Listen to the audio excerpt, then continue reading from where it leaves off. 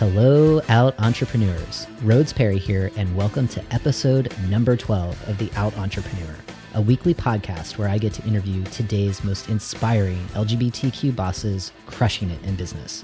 Today, I am so thrilled to be interviewing the brilliant Deborah Pollack, a fellow Out boss who also lives in Portland, Oregon, and just really excited to be having this interview. So, Deborah, are you ready to inspire fellow Out bosses? Oh, I hope so. I'm a boss. I'm going to boss it. Yes, I I'm love try it. and boss it, Rhodes. Oh, you will. Totally. So Deborah is the founder and creative director of Spinster Design, which is in its 15th year specializing in tech consulting and creative digital services for web, mobile, and print. Spinster Design basically helps your agency or small business find the best technical solutions to match your needs and then executes with expertise and passion. So Deborah, take a little bit of time and share a little bit more about what your business does and what makes it unique. Sure. So, we do a lot. We do a lot of kinds of things, and maybe that's what makes us unique. We really can help new businesses starting up. We help agencies who are 15 years behind, desperately needing a makeover and don't even know where to begin. They just know what they want and have no idea how to get there. So a lot of my clients are also LGBT organizations and small business owners. So that's definitely a passion of mine. And that's part of what I try and help I'm doing a little bit of mentoring to try and help other small business owners make the break and go into business for themselves. Yes, I love that. Like every business owner, you are doing a lot. But right now, in this moment, what has you most inspired about your business today? This is going to sound really cheesy, but it's honestly my clients. And the reason is I'm able to, it's a real privilege. Not everybody is able to afford to have clients that you really love. But I really do. I really appreciate and love the work that my clients are doing. And so I get to support their work by helping them shine and helping them get their message across and their services and, the work they're doing to basically, heal the world. No big deal. Well, I love the mentorship that you're offering, or just like your willingness to work with other organizations that are community focused. And, it's clear that you are client first, client oriented, and that clearly makes you a good business owner. Now, because you have been in business for 15 years, I want to take a moment and have you take a look back on those kind of first, maybe even in the first few months before you set out on your own. And I'm wondering, because like many other out bosses, it seems like we arrive at starting our businesses for one of two reasons. The first is we either feel a calling to pursue a purpose-driven idea. And then the second is that sometimes we feel that we can no longer conform to a workplace culture that doesn't value who we are when we're in that employee mentality. So I'm curious which one of these reasons resonates the most with you. In my case, it was neither. I think that's where I ended up quickly. But I started, like a lot of people actually at the time, because I was laid off, because it was the bubble had popped in 2000 and in the tech sector. And there was a lot of work available for freelance people, but no longer as salaried jobs because the overhead is just too high. So I sort of fell into it accidentally. When I started, I didn't know that's something that I would continue doing and grow into a business. So in a way, people who are strategically thinking of making this jump, it's such an amazing opportunity to be able to really plan it out. And I wish I could go back and plan a little better. But that is definitely something that is a real national trend. In a way, the biggest up-and-comers in terms of small business owners are actually women-owned businesses, and specifically African-American women-owned businesses. So Black women in the U.S. are really figuring out that being their own boss is where it's at. You have more control, you own the capital. Yeah, it's win-win. And I love that you shared some of those demographic numbers about small business owners. And I'm curious, primarily because you are focused on supporting other LGBT organizations, kind of bring them up to speed in the tech world. So just kind of thinking about your own culture within your business, What's one thing that you do to ensure that you're making your culture more inclusive, a more inclusive environment, either for people that you contract with, if you have staff, the people that you've hired, and also for your clients? So what's maybe one or two things that you do to make sure that that culture is inclusive? Sure. So just to be clear, I don't actually have any employees, but I do have several people I contract to and with. So there's that. One of the first things I really do is I prefer, if I need to partner with somebody or if I need to outsource something, I above and beyond prefer to give that opportunity to people of color, colleagues or people who have worked for me. And same with things that I need to refer out that, maybe aren't a great fit for my business to do. I definitely, first and foremost, want people who are fighting bigger battles for opportunity to have access to opportunity, and all the better if they're also LGBTQ. So, which, so many are. So that's just it's not hard to prioritize that. It's pretty easy. And I feel like a lot of people just fall into having colleagues that they just know. And so they're just going to stick with people they know. But to me, I go to a lot of networking events and a lot of women tech networking events and LGBT events. And to me, it's just I really zero in and make a beeline to try and get to know people who are outside of my regular demographics because I'm always trying to broaden my network. I love what you just shared about the networking that you're doing and being really conscious about creating economic empowerment opportunities for people in communities that have traditionally been at the margins. So I think that's a great example for other folks that are either starting their businesses or have been going all along for some time, just to reflect back or kind of take a look inside the business to see how you are yourself creating those economic opportunities for people that aren't traditionally within your friend network, or kind of those go-to people that you give the quick call to because you want to move fast, but you want to be more conscious about being inclusive. So thank you for doing that and providing a good example. So I want to switch gears just a bit and talk more about your LGBT identity, and just kind of, again, going back to those first months, even before you launched your own business, or I guess in the case of, before being laid off and having to switch pretty quickly, when you were thinking about starting your own business, did being LGBTQ influence that journey as you were first starting out? At the time it didn't for me, but it certainly has since in so many ways. I would say almost every day there's some, situation I'm encountering and I'm thinking, oh, thank God my business is going and I have my own business and I get to make executive decisions. So yes, it was not a factor when I started out, again, because of what my situation was. But yeah, I don't know if that's super helpful. And I think it leads into the next two questions that I'm going to ask. And the first one is, it's clear that you are working in spaces where a good number of your clients are, somewhere in the LGBT community or under the rainbow umbrella. And I want you to kind of reflect on, potentially working with clients where you may have been somewhat hesitant in coming out. For whatever reason, you thought perhaps by bringing your full self to work, by talking about your LGBT identity, that somehow that would compromise your business. So if you can think of a specific example of how this may have shown up in your work, and then how you worked around that to still leverage your LGBT identity and just be who you are without apology, that can be really helpful for some of our listeners who are trying to navigate, one, building a thriving business, and then two, figuring out how being LGBT can help or sometimes potentially get in the way of building that thriving business. Absolutely.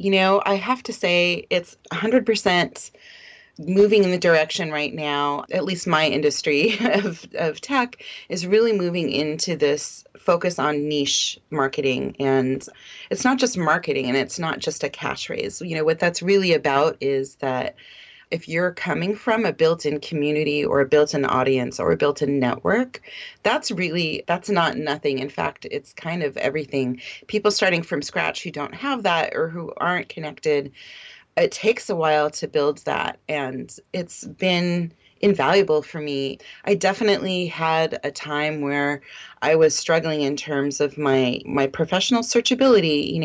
Is it going to be too queer? Is it going to be too, I'm also a fat activist. I'm Jewish. There are all of these things that, what if that's going to make me, I'm not going to be able to find work with people who are, conservative or afraid of blah, blah, blah, blah, blah.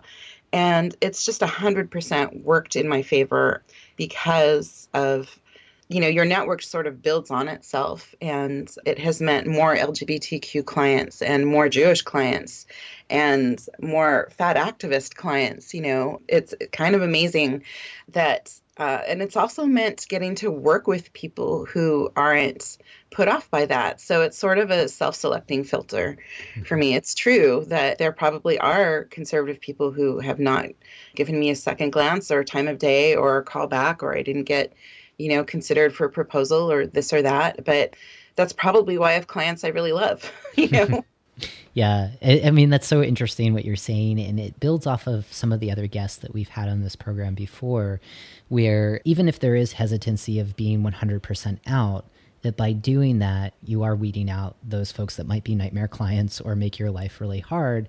And at the same time, you're attracting a whole network of new clients that really appreciate who you are and see the value of being LGBT, being Jewish, being a fat activist, that adds to the products and services that you're delivering, having those unique perspectives. And so kind of building off of that, can you think of a specific example where you've successfully leveraged your LGBT identity to benefit your business? I think getting really specific here can also help our listeners to recognize there is power with being out and bringing your authentic self to work.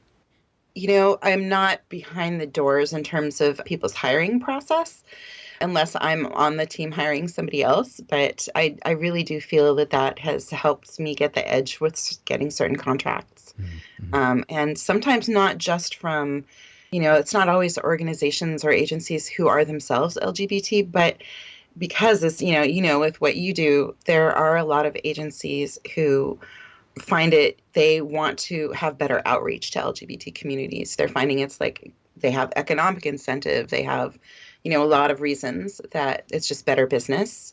And so I feel like in some ways doing what I do, that's been helpful. That's a market that is appealing to even non-LGBT agencies. When I say agencies, for me, that also means like I work for environmental agencies. I work for a lot of different nonprofit sectors. So yeah, I think that's also, what you're touching on is this concept of supplier diversity. So when nonprofits that are of a certain size, they're contracting out work, they're thinking not only, they're looking inward at their own talent, their own employees to make sure that there's a diverse representation of who's on staff and how to include those voices, in decision making, but also thinking about, hey, we want to do a better job of reaching out to women or to LGBT folks. And so it's important for us to actually hire businesses that are women owned or minority owned or LGBTQ owned. Mm-hmm.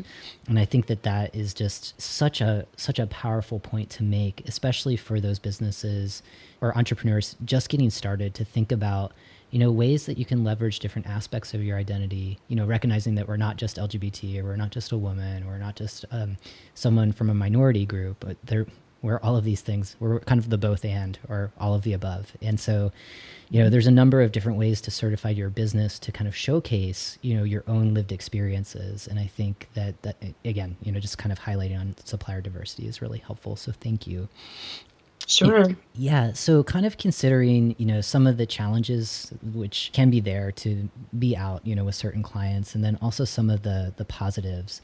I'm hoping that you can really help our listeners focus in on maybe some piece of guidance to make sure that they can take away from this conversation, a feeling of being inspired, a feeling of being empowered to bring their whole selves to work. So is there one kind of sentence or a takeaway that you would share with those listeners around the benefits of bringing your authentic self to work? Oh, I don't know if I have a good catchphrase for it, but I really feel like, honestly, it's almost like you just have this one body. You just have this one life that you get to live. And that doesn't mean that you are necessarily in a position to quit your job and do your dream job of, working for all of a sudden Doctors Without Borders if you don't have a medical degree or, it doesn't need to necessarily be that extreme. I think really finding some kind of paying job or owning your own business where you get to be your authentic self is just invaluable. There's nothing like it, honestly. You just get to live your truth, do your best work. Really, you get to do your best work that way when you're not worried about having to pretend to be somebody else. And I mean, I don't know, is there a better life? Like maybe some people would dream of like a retired life where you don't have to work, but that sounds really boring to me. Like, I don't know about you, I would still be working on social justice issues if I didn't have to make a living. And when you get to do both at the same time, it feels like there's just such value and meaning in your work and the people you get to work with. Yeah, absolutely. There's one life to live. So really examining your passions, what inspires you to wake up every day, and try to find that complement, in the work that you do. So for listeners who are still potentially working for someone else, finding those opportunities and jobs where there is work that complements your talents. And then when you find that business opportunity, when you see that opening of where your talents and your passions align, take that jump, take that risk because you've got the skills to do it and you've found this niche or a need in the market. So Devra, I want to thank you for answering these first few questions. We're going to take a quick sponsorship break, but for our listeners, please don't go anywhere because when we return, we're going to jump into our bonus round and get to know Devra just a little bit better. HR and diversity professionals. Are you struggling with engaging LGBTQ talent? Do you stay awake at night worrying about limiting litigation risks? Have you considered seeking support around these concerns, but just aren't sure where to turn? Look no further. Rhodes Perry Consulting offers you solutions with the Engaging LGBTQ Talent A to Z certification. This proven 4-week mentorship program delivers skills, offers support, and connects you with other professionals committed to transforming themselves and their workplaces.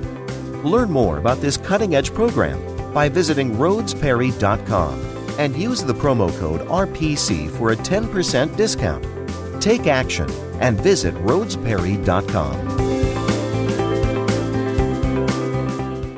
Welcome back, Outbosses. We are now going into our bonus round where we'll have the chance to get to know Devra just a little bit better, gain some insights on how we can bring our authentic selves to work, and then we're going to learn one way to stay in touch with Devra after today's conversation.